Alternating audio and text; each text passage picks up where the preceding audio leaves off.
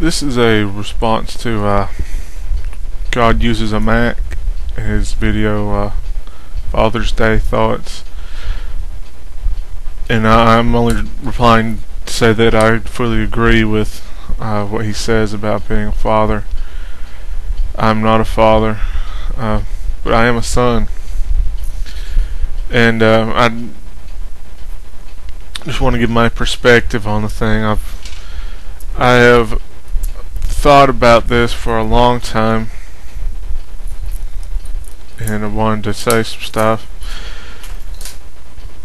And I agree with him when he says that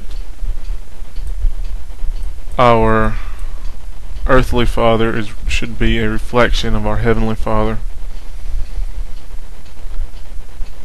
My father, my biological father, died in a car accident when I was about a year and a half old, and left my mother with 4 boys to raise on her own. She raised us and she sacrificed for us for about 8 years. Then at one of her jobs she met a man whom she dated, and eventually he became our stepfather. This man had had no children before,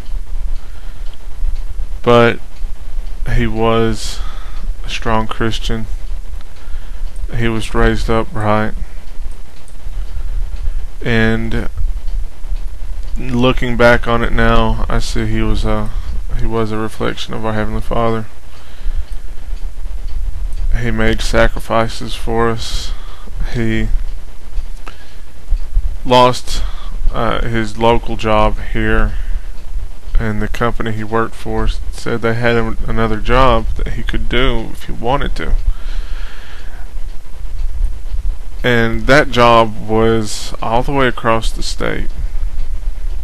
So he had to buy a camper to put on the back of his pickup truck and drive across the state.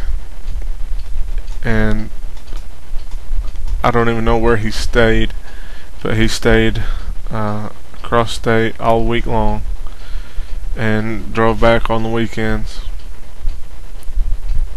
So that was a very big sacrifice that he made for us, for 4 boys that weren't even his own. He taught us. I remember laying down for bed. We had in our room we had 2 bunk beds, and he'd pull a chair in there and he'd read us stories from the Bible and teach us things from the Bible, and he'd take us to church. He punished us when we needed to be punished. He let us experience things. He didn't overprotect us, because a father needs to let children experience things for themselves so that they'll learn. And he did that for us.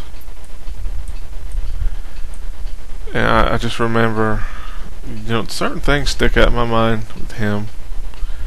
He's no longer my stepfather legally, but I will always consider him my stepfather. He's the only father that I actually knew.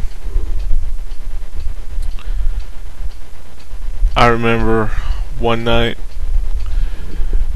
I was 11 or 12 and I'd skinned my knee that day. That's no big deal to a boy of 11 or 12.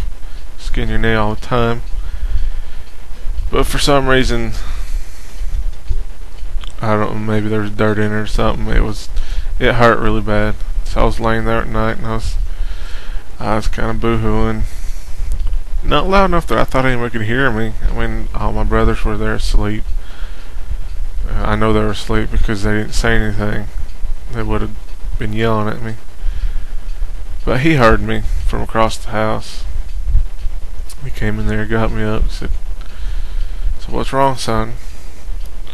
So my knee hurts. So he brought me in the bathroom, set me down, and put peroxide on it. And really, I don't think it was as much the peroxide or anything like that. I think it was more the attention that he gave me that made it feel better. I really do think that. It's just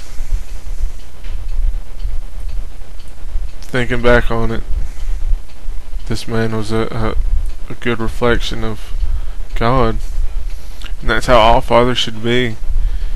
To raise your children up, to raise them right, to show them how to act when they get out into the world, and hopefully that's how they'll raise their own children. So I just wanted to